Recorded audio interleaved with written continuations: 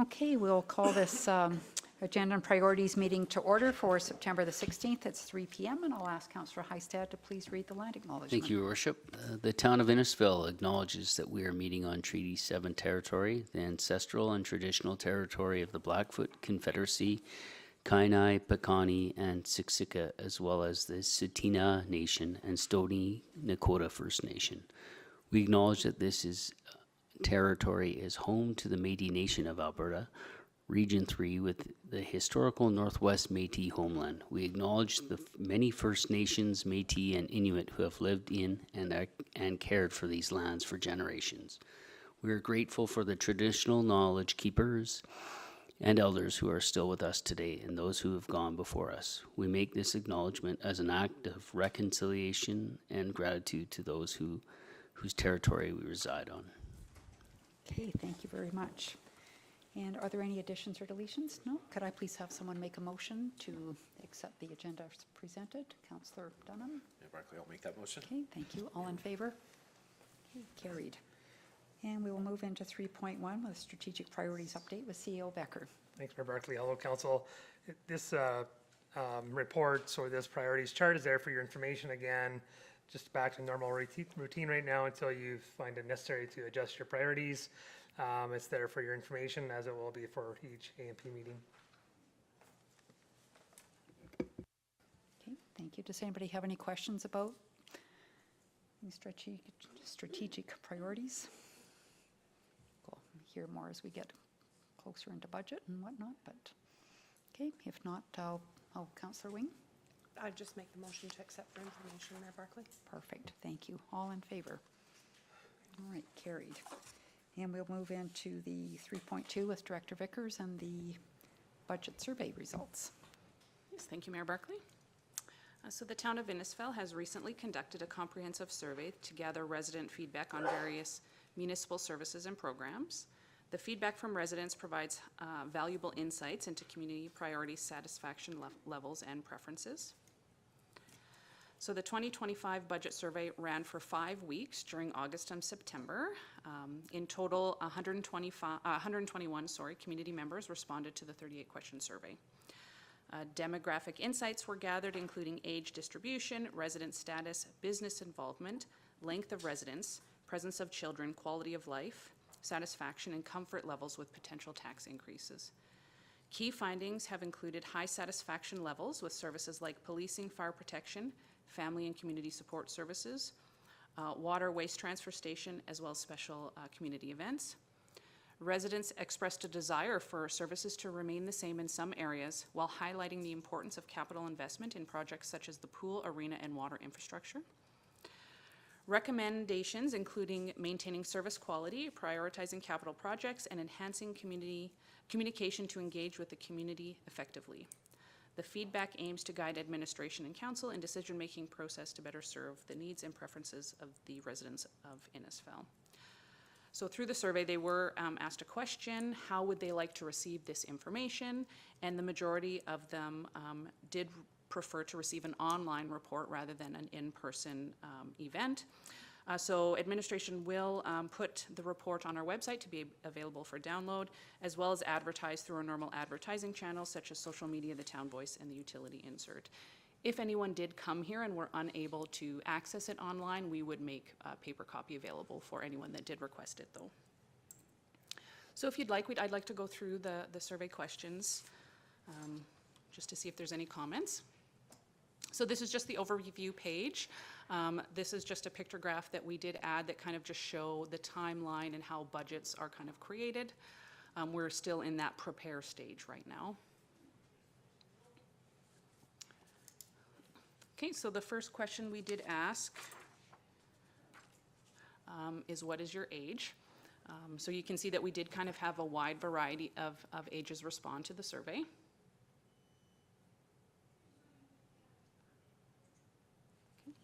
So resident status, out of the 121, we did see 107 members of Innisfil respond to the survey. However, we did see a few other ones.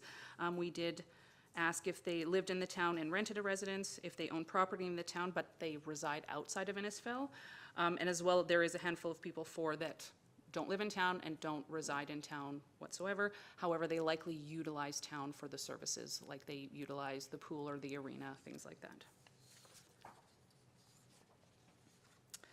So we did even ask about the business status, just to see who was responding to our questions. So most of the respondents did not own a business or anything in Innisfil. As well, we also asked residents how long they've lived in Innisfil, part of that demographics, and it is, you know, a pretty even spread about the age ranges. So that was good. We didn't want to see all one, you know, in one age range.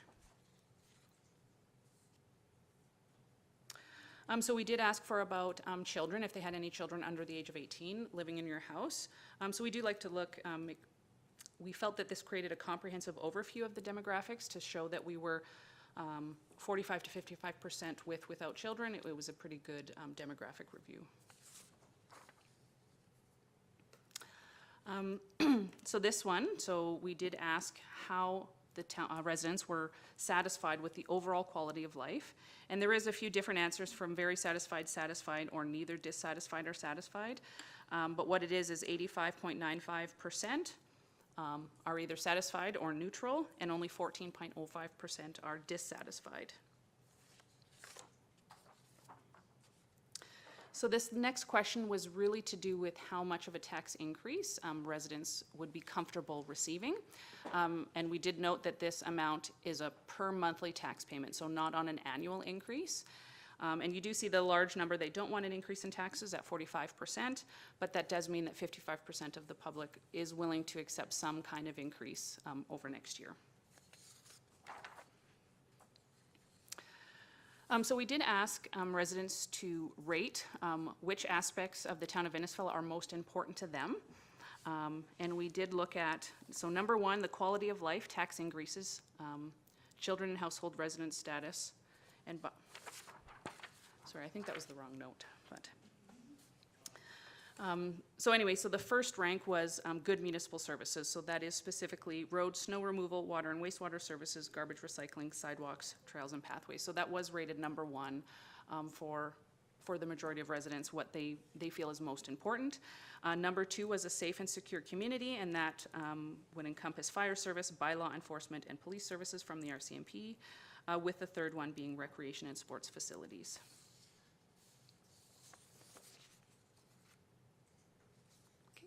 And so each of these questions now, we are going to be looking at a specific question about this service, and then the second question will be if we want more or less money invested into those services. So this one is thinking about all the tax programs and services covered by your property taxes. Is it a good value or not a good value? So either a very good value, or adequate value equates to 79.34%. So right just under 80% of the residents do feel that they are receiving a good value for the taxes that they pay.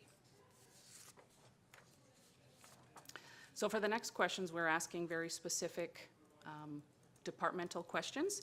So this first one is for the RCMP. So we did ask how satisfied are they with the services of RCMP? More specifically, police services in Innisfil are contracted out to the Royal Canadian Mounted Police. The Innisfil RCMP do work closely with the community to promote a safe environment, preserve peace, and uphold the law. Innisfil is currently contracted for 10 members in the RCMP. To increase services, another RCMP member would be needed, and that cost would be $175,000 to the town. So we did ask if they were satisfied or dissatisfied with that. And then we asked if the town would increase services or services should remain the same, or if we did provide an option of don't know. It is split pretty 50-50 to increase services or services should remain the same. As you might note, we actually didn't offer the option to reduce services in this area, just being that RCMP is kind of a standard mandate. We didn't want the public to think that they could ask for that services to be reduced. We followed the same questioning for fire services, where we did not give the opportunity for fire protection services to increase services or lower services. We took the lower services right out.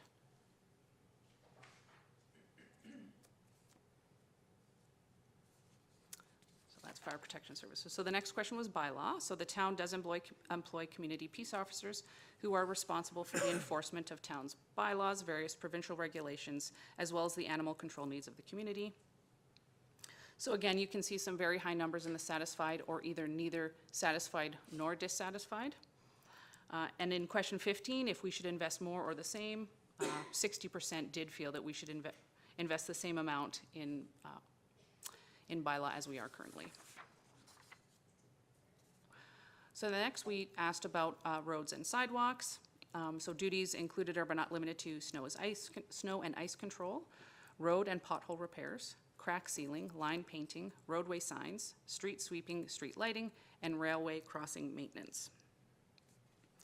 So you can see that the quite high numbers of satisfaction is there as well. And again, when asked if the town should invest more or the same amount, around 60% said that we should maintain the same service level as we are doing right now.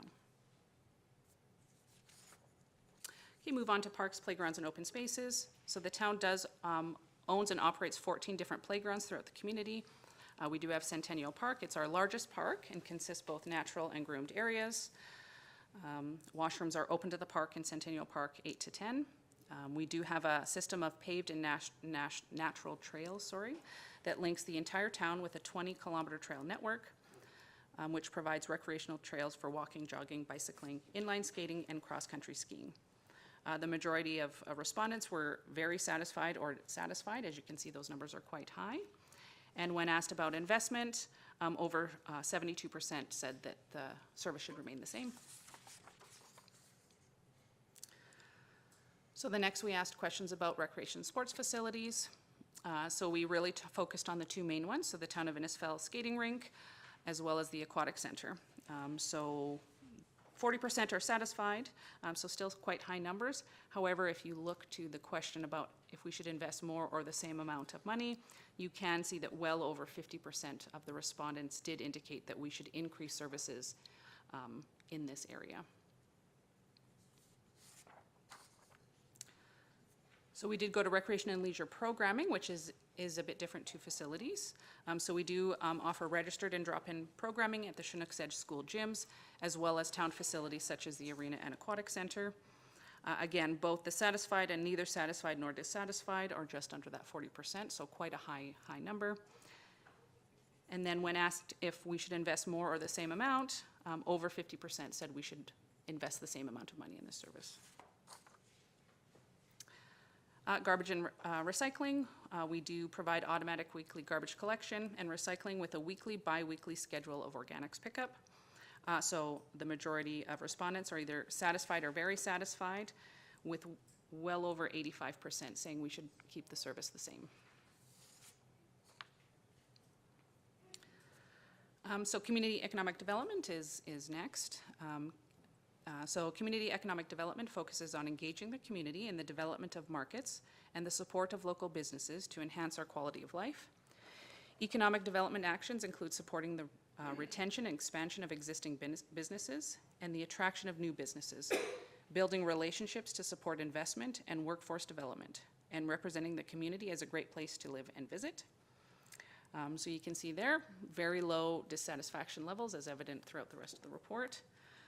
And the next question about investment levels, 50% did indicate that they should remain the same, with 30% indicating some increase in service. So the next question is for Family and Community Support Services, or FCSS. FCSS is a program that promotes and enhances the well-being of Albertans, families, and communities.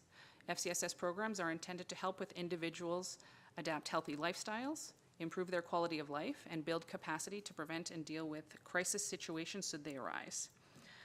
So you can see the majority is either satisfied or dissatisfied or satisfied. You do see that there is a portion that they don't know what the service is, and that could be that they just have never had to access this type of service before. And you can kind of see, excuse me, in the following question, you do see that large number of I don't know again, probably because they don't know enough about the service. But you do see that over 50% saying that the service should remain the same. So we move into our utility section, water, wastewater, and storm sewer. So the Town of Innisfell, we do receive our drinking water from the Red Deer River via the Mountain View Regional Water Commission water treatment plant. The town has 3 pump stations and 3 water storage reservoirs with a storage capacity of 2.5 million imperial gallons. The town's sanitary sewer collection system consists of a series of 8 and 10-inch gravity lines connected to a 12-inch or larger trunk lines, as well as 8 wastewater lift stations. So the utility departments are self-funded and take no funds from the property taxes. So you can see this, that most are quite satisfied, very satisfied, or either neither satisfied nor dissatisfied. So we do have a very small dissatisfaction level. When you go to the next investment question, you do see quite a 20% number of that they don't know whether or not we should invest more money, with over 70% saying that they should remain the same. So the waste transfer station, we did want to kind of ask this question because it is an item that we could increase or decrease based on if it's open or not open. So we did want to kind of put that out there. So the transfer station is intended to provide a means for Innisfil residents to dispose of additional household solid waste, recycling, and organics. So the site is a collection point for solid waste, which is then transferred to a landfill or recycling facility. So it is open for 2 days a week, Wednesdays and Saturdays, from 9 a.m. to 7 p.m. We did run the numbers, and if we did want to add an additional day a week, let's say Mondays, it would cost approximately $65,000 annually in operating costs. So you can see that a large number are quite satisfied with that service, and when asked should we invest more, over 60% did say that that service should remain the same. Okay, so special community events. So we did kind of do a list of some of the big events that the town supports, with some identifiable information that each new event that the town would manage would cost anywhere between $3,000 and $5,000 for the town to take on. So when asked how satisfied are you with this service, you do see that 50% is satisfied and 20% is very satisfied. And when asked about investment levels, 60% did feel that we should remain the same. The service level should remain the same for that. Okay, so we did ask that what should the town's priority be in terms of capital investment? So we did ask that only 3 options were selected here. So you can see that the top is the pool, the arena, and then water utilities. There was some, this was the question that we did kind of have an open-ended, where if they wanted something else here and it wasn't on that list, for them to kind of identify that here. So we did see a list of 29 additional responses, and these are it, right? So you do see quite a few of that multiplex, walking track, multiplex, public gym in there, but nothing else to disc golf course, so that should be coming. Nothing too out there, right? Okay, and then the last 2 questions we did ask were about communication. So the first one was still what communication channels are the most effective to receive that information. So we did put all of the different communication options out there. And you can see number 1 is now the town social media channels. And then number 2 is the town website. And number 3 is the utility insert or newsletter. And then the last question was just how you want to be informed of the survey results. And you can see that almost 90% would like to see just an online report available for download. So we can have some conversations about this, but what will happen now is administration will take this back and use this in our development of the budget. And when we're providing back to council with certain budgetary needs, we might be citing back certain questions of this as why we chose a certain event or a certain project and things like that. Thank you, Director Vickers. So I'll open it up for any questions or comments to administration. Councillor Maceros. Thank you, Mayor Barkley. Through to Director Vickers. I guess two questions. Now that you've received the results, do you feel that we've asked the right questions? And second question, is it possible to do kind of a cross-analysis between the demographic data and the service questions to see who was kind of saying what according to age and so on? Mayor Barkley, through to Councillor Maceros. So with regards to your second question, I'd have to reach out to the communications department, how they went through those questions. I'm not sure if we can identify the demographic questions with their specific answers. It may be more anonymous than that, so we'll have to look into that to see if we can do that.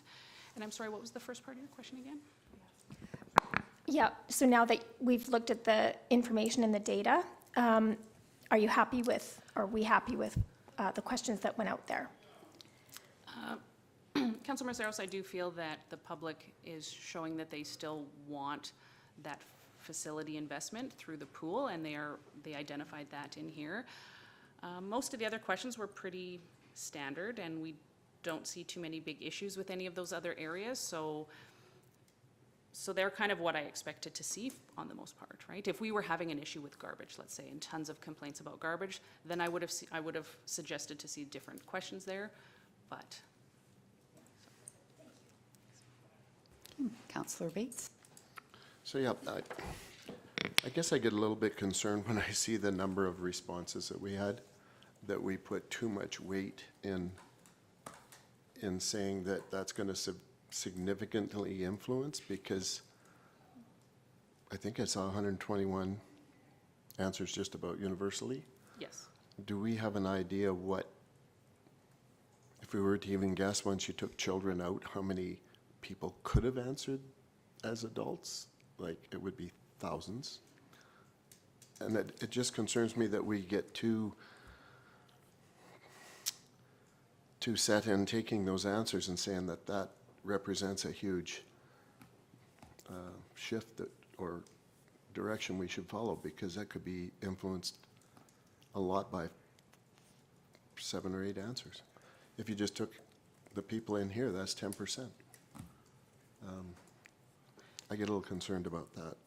Sorry, Mayor Barkley through to Councillor Bates, are you referencing taking out the people who have children, taking out their answers? No, I'm just trying to, I'd be curious to know what we hoped to get and how valid of a survey that really is in somebody whose world is telling us, when you do surveys, what percent is meaningful. I mean, it's meaningful.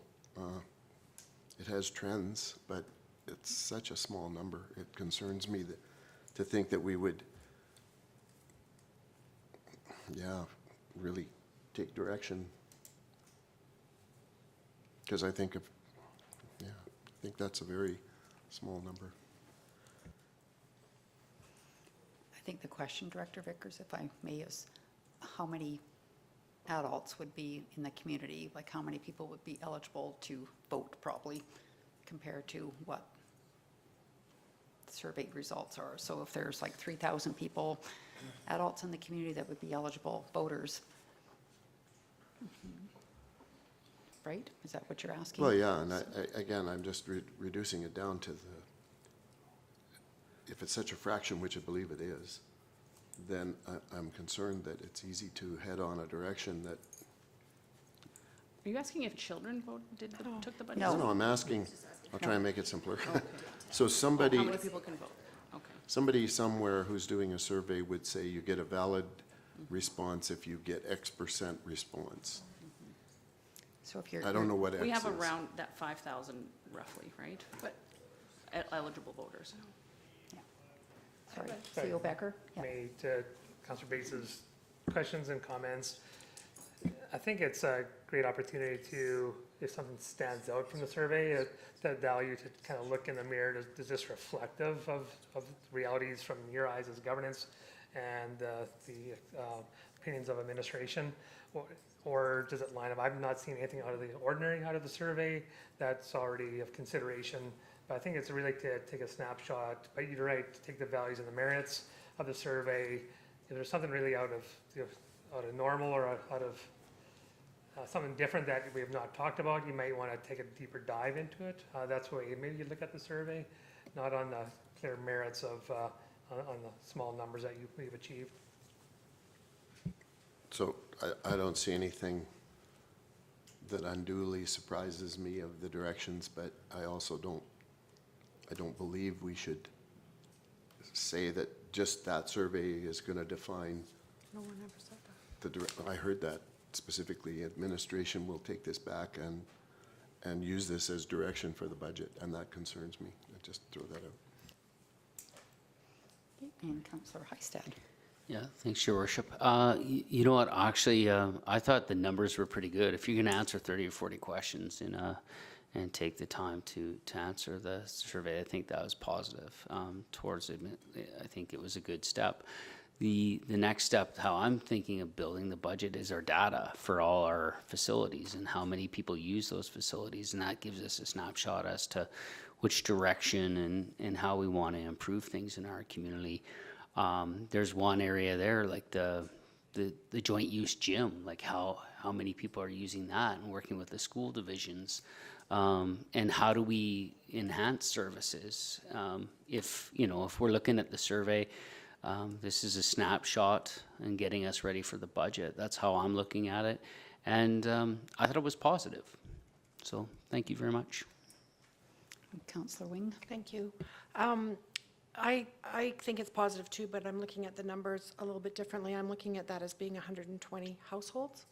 I don't think you would find the husband and the wife both sitting down and doing the same survey. So I would like to see more, but I think we had I don't think we had any surprises, and it was the first time. So I think how we deal with it now, just as far as acknowledging to the community that we did the survey for the first time, we are going into the process around budget, whatever it is, but I think we need to continue to do it. But my question is, how many actual households are there in town? Because that to me is the group that responded, not couples, or individual voters, but households. Mayor Barclay, through to Councillor Wing. Like total household units, like if we're talking even apartment units, around that 3,500 or 3,600 units. Yeah. And Councillor Dunham. Thank you, Mayor Barclay. Just a couple comments. For me, from what I've heard in the community and what these results are, there's no surprise there. And I don't think anything here would indicate that we need to do a 180 on anything that we've been working on over the last little while. And however this influences your decisions and, maybe massaging the direction of what we're doing, I mean, so be it. But like I said, there was absolutely no response in there that surprised me at all. And I think we get enough feedback from the community through either our social interactions or through social media or through our different events that really speaks to this. And, for me, the pool, the arena, all those things are just so obvious because they've been that way for the last 4, 5, 6, 7, 10 years. So I think it's really good that we did it. Once again, potentially next year, if we see that number go up 30, 40% in responses, I think that would be great. But this is a really good place to start, and I'm happy to see it. And yeah, thank you for your work on it. Yeah, and me too. Thank you, Director Vickers, and the team here that put this out there. And I think, feedback like this, it's part of the process. It's not the be-all, end-all to the process, but like others have mentioned, there's nothing in here that really surprises me.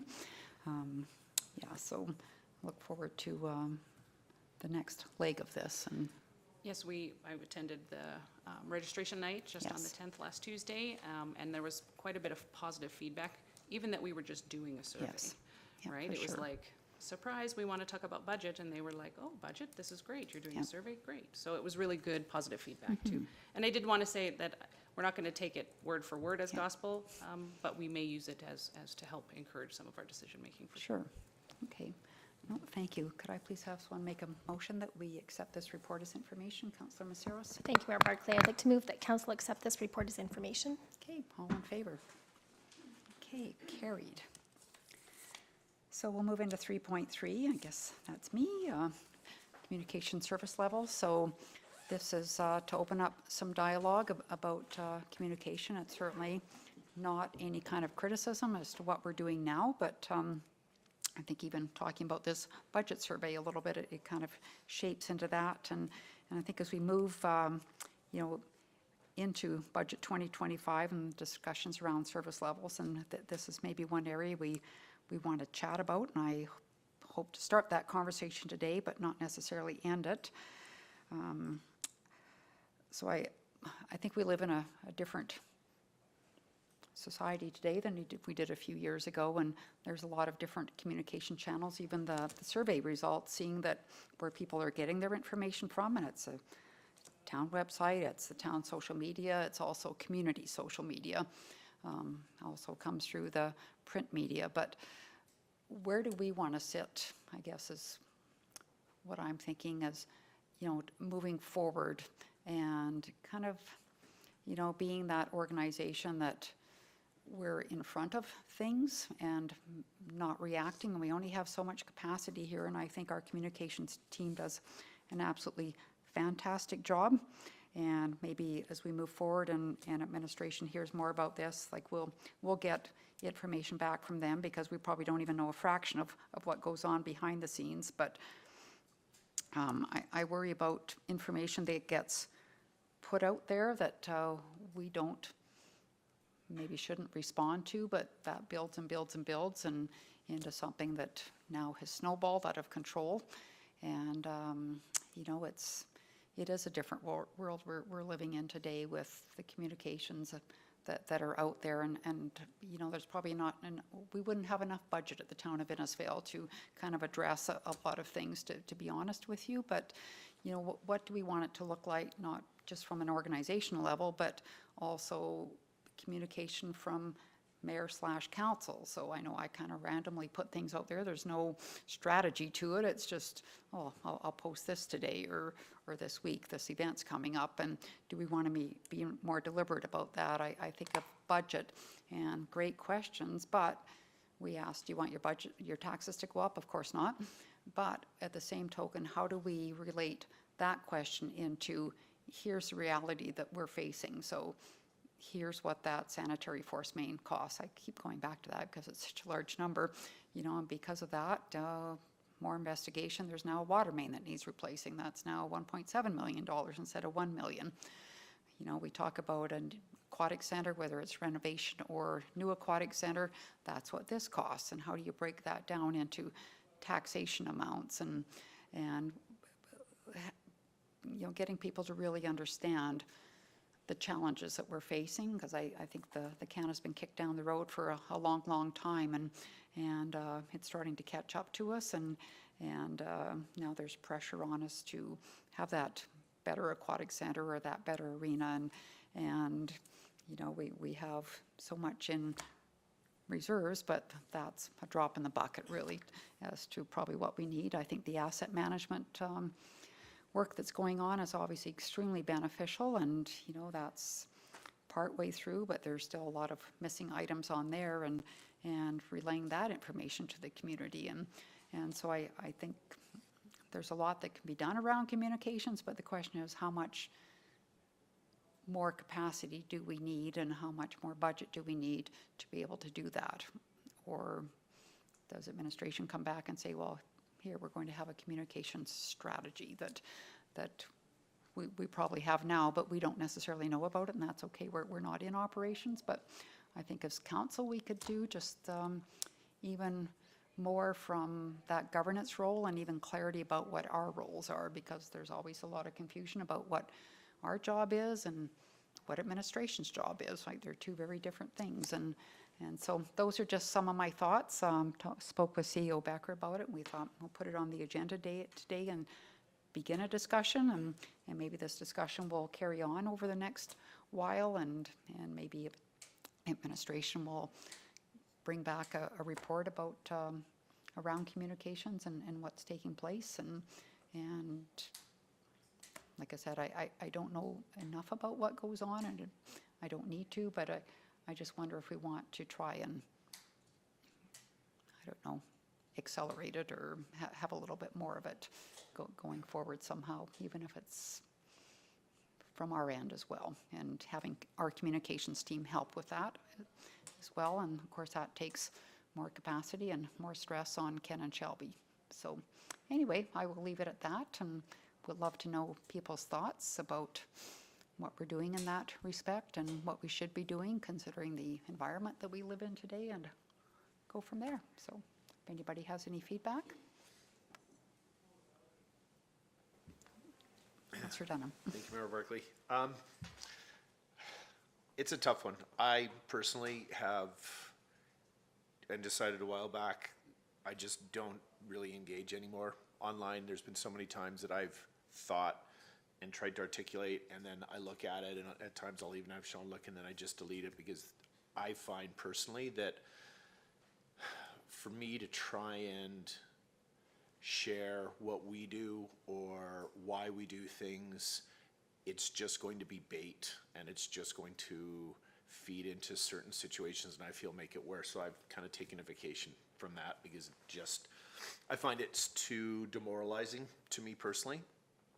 I do hear in the community at times that people wish that there was more communication from the town around things, and that they wish they understood, because I get stopped at the grocery store at different places and asked questions. Oh, how do I do this and how do I do that? And I said, that's an administration. I'm in council, I'm in governance. So I think there's a really, as Mayor Barkley mentioned, that people just don't understand what we do at those levels. And I mean, potentially maybe there's a way for us on social media or on the website to describe, more granularly what our roles are and how it works, and where people should be going to get the information that they want. I think our communication team is wonderful. I mean, I've worked on communication marketing teams for the last couple decades, and I think we do a really good job, but there's always room for improvement and always other ways, especially as our digital and online becomes so much more toxic. It is very difficult to get ahead of things, or even to, it's nearly impossible to get ahead of things. I think everybody's just trying to catch up, and we are in such a precarious position here, especially going into our 4th year in our term. This is a very interesting place for all of us to be on what's going to be going forward and what the next election is going to look like. So I would like to see potentially a little bit more description of what the town does, how we as councillors and as mayor, we act our roles and go from there. But I definitely feel that in the community, a lot of people just don't understand a lot of these things. And it's great that we did that budget presentation last year. It's very unfortunate that 9 people showed up for it, but I think we've also seen that people just don't care to go. They would rather sit behind their keyboard and complain and interact that way than to actually engage in what I feel are healthier ways. And that's why I'm so excited about the Deep Sky things coming up this week, is that there's actually an opportunity for people to come, interact, get information in a healthier way. Yeah, I would add, I think in this day and age, it's difficult for people to come out to presentations. Families they're so busy going every which direction. And I think when we look at the budget survey results, that how do you prefer to get the report? Well, you prefer to download a report online, right? So are there things that we could be doing to educate the community or update the community? The Tuesday after a council meeting or a Wednesday, do you do a little blurb out there about here's what happened at council this week, here's the highlights of council, or here's the items that were on the agenda, and here's the results. And I know that Red Deer, once a month, they do a council update with Mayor Johnson, and that's done externally, so there's a cost to that for somebody to come in and do that. But it's a thought as to, and I think people, they want to be engaged, but it has to be easy, right? It's not, oh gee, I need to go out this evening for a 2-hour presentation and find somebody to look after my kids and blah, blah, blah. So we have to make it easy, and I think short blips of communication are better. And Councillor Wing? Thank you. I would agree in moving forward with a communication strategy. And certainly would appreciate the fact that administration plays such a huge role with all of that work. But I think as I was reading the budget report, the results, people are definitely looking to social media and our website as well as print media. But I think for me, how I've been feeling the last while, especially the last few months, social media is a living, breathing thing. So if we're going to play in that, if we're going to play in that pond or in that playground, we need to be, because that's where our community looks for us.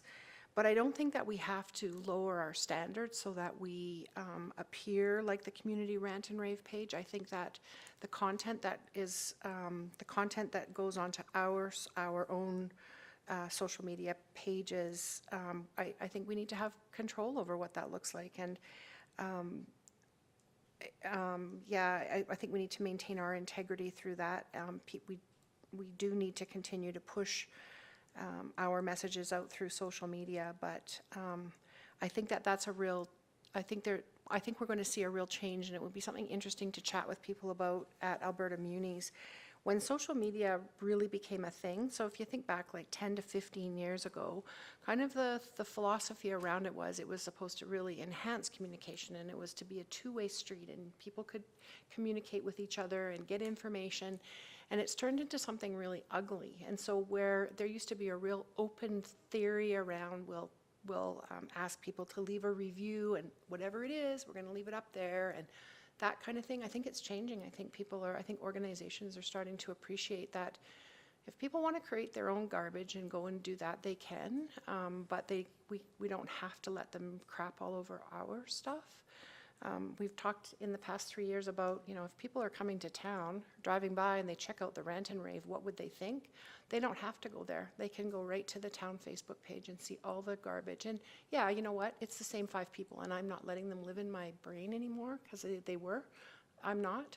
But I just worry about how we present ourselves. We work hard. We've got great professional staff, and we work hard all the time to always put out good information that looks good and reads well and has good information in it.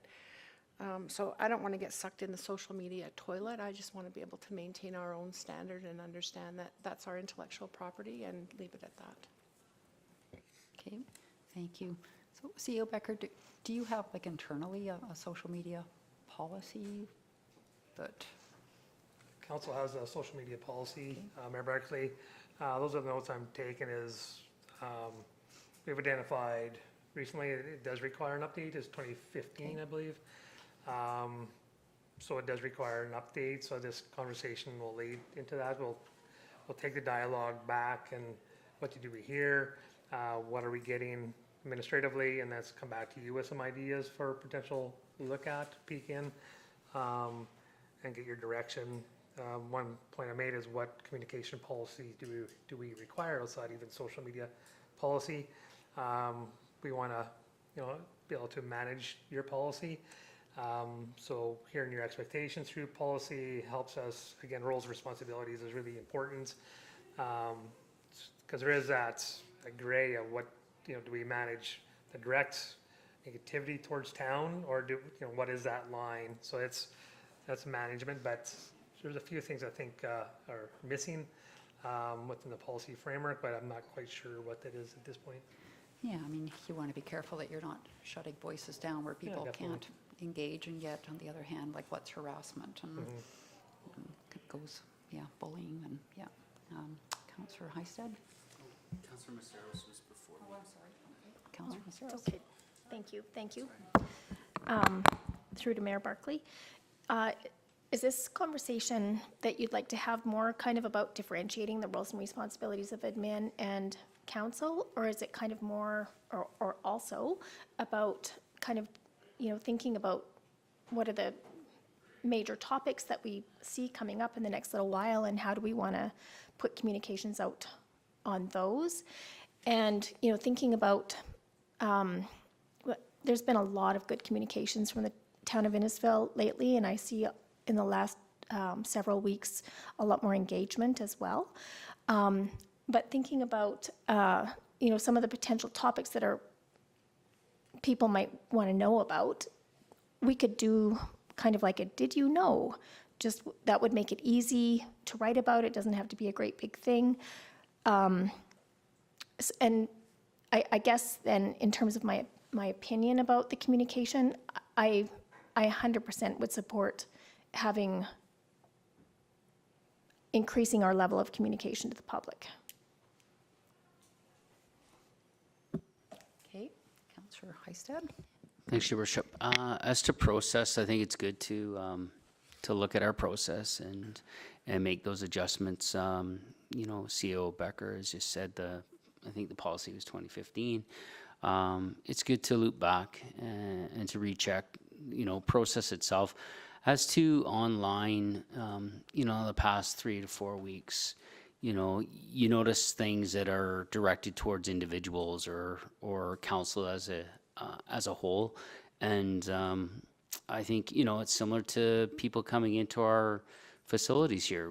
It should be respectful online as well, and policing that, and shouldn't say policing, but monitoring it in a way that's respectful, and so that there's a dialogue there, that if anybody's going onto our social media sites, they can see that the good work as well as that it's being looked after. So no, I think this is a good time to talk about it. And as to process, even us as a group, communicating with one another and the community, just so that we're in check. So thank you. Thanks, Your Worship. And Councillor Bates? Well, I don't look at a lot of that, but I've looked quite a bit lately at our postings, and I think they're good. I do not know how you deal with people that just come off the wall and say stuff. So I don't have a lot to add. I think we're doing pretty good. I don't know how you, and who says that the next person that does post something, that it's sort of valid or it isn't, or, yeah, that becomes a real dilemma to me. Yeah, and I think going back to Councillor Maceris's question, I think probably both. I think, I know when we did the budget presentations, we talked about what does council do? What does administration do? I think that was really eye-opening for people. So I think that's part of it. And then I think just education to the community, I think, is so important. And people want information, but they want it in kind of a short form, don't want to have to read pages and pages or listen to something for 15 minutes. It's kind of like the day and age we live in, right? It needs to be quick and yeah, fun facts or, did you know? Yeah, I think that's great. Anyway, do you have anything further, CEO Becker? Or I guess I would also add the IAP2 policy that, communications strategy that we do have currently. I think that's excellent.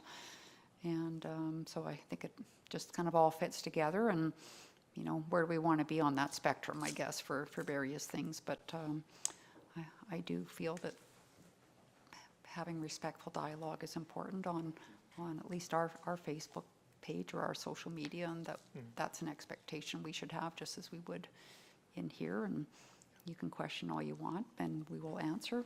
Well, actually, we probably don't engage too much, or we try to, but sometimes that kind of goes nowhere as well. So, yeah. What I'd suggest to council is we'll take the dialogue, what we're hearing from you today. I think there's likely more to come out from council. We'll take it back and start kind of pulling information together for your consideration. Come back with more formal direction from you. Likely move into a more, probably the direction at some point will be to conduct a service level review. That'd be the direction, but I wouldn't mind talking to the team, pull together some ideas for you, kind of menu it out a bit for you to take a look at and say, yes, let's do this, or let's kind of add this in, or let's take that off. So again, give you a scope of what we should be considering in more detailed discussion with you. Yeah, and I'll just reiterate, don't take this as criticism, because it's not. And, we're extremely happy with what our communications team does, and it's just more the, I think, environment that we're in today, and it's not going away, and will continue to be as such. Just follow up with that, Berkeley service levels are really, really important. Communications, it's front and center. It's the most important component of anything, really, any relationship, especially with community. So service levels review is important, even to, we have a box. What can we do less of to make more room of others? Do we need a bigger box? And that goes back into more resourcing. So it allows us to have a little bit more open conversation of what's going on. Okay, no, thank you for that. So we'll move into 4.1, correspondence and information. anybody wants any insight into the number one item, let me know, because I've been there, done that, so, in past volunteer capacity.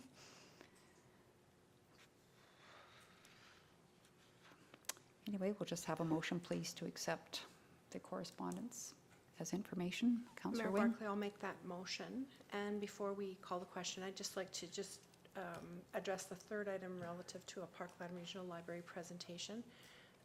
I think as we get into budget, it may be worth taking just a little bit of time and have a conversation about the importance of the organization, the fact that we're not only just a member, we're an owner, and I think it would just be helpful to have a good understanding about how that works. So whether we do it ourselves or have an actual presentation, but I just don't want to lose that as we move forward. Councillor Becker, CEO Becker? Yeah, just, it's a good point, Councillor Wang, and just so council's aware, we did reach out to a couple organizations in the community, Historical Village, as well as the Innisfil Library, to come before you during the budget process. I think those dates are coming to you more next week for consideration. So if you want additional, please let us know, and I'll make contact for them to come before you to share their vision and strategy and potential budget requests. Okay, thank you. So we have a motion to accept the correspondence and information. All in favor? Okay, carried. And we'll go to upcoming events.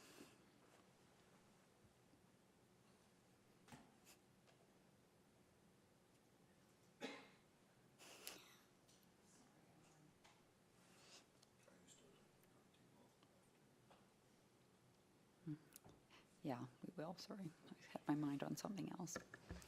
Just have a motion to accept the, sorry, it's my fault. We'll have a motion to accept the upcoming events as information. I'll make that motion, but I will add one that then I won't repeat when I get to my roundtable. There is going to be an upcoming event on October the 9th, coming from the Water Commission with the open house. And that will come as an invitation, I believe, through admin as well. And it's for 4 o'clock on October the 9th. That was the one that was kind of delayed back in the summer. Okay, thank you, Councillor Bates. I just wanted to highlight one as well for September 30th at 11 a.m. The town has partnered with IWIC for Truth and Reconciliation mural unveiling at the Century Theatre. Awesome. Is there anything else going on with that, Director Jenkins? So it starts at 11. It'll be about 11 till 1. Okay. There will be teachings by Ryan Willert talking about the murals, as well as some drumming and dancing, and then followed by a lunch of stew and bannock. Perfect. That's awesome. Good job. Okay, so we'll have a motion to accept the events as information.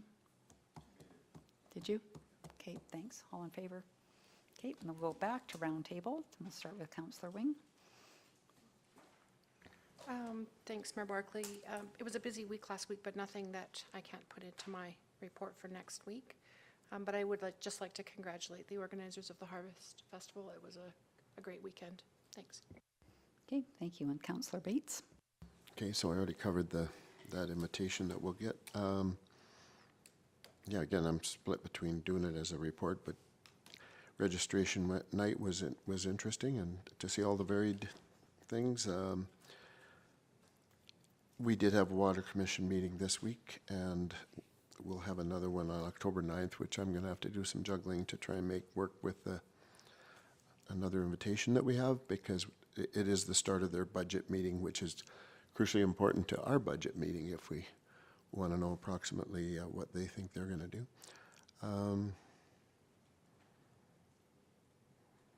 Yeah, the open house. We had a little bit of discussion about the drought committee, and we don't seem to have a good consensus of where they're headed, so my advice is just to keep working on our own water conservation. Yeah, this week I plan to attend MPC, both Deep Sky events, and that's it. All right, thank you. And Councillor Hystad. Yeah, open house, Harvest Fest was great, and did the Terry Fox run, and I actually ran it, and then I went and played hockey that night, and I'm really hurting, so. That's it. Okay, thank you. Councillor Dunham. Thank you, Mayor Barkley. I'll be submitting my written report next week, but I will be attending this week both Deep Sky events. Thank you. And Councillor Maceros. Thank you, Mayor Barkley.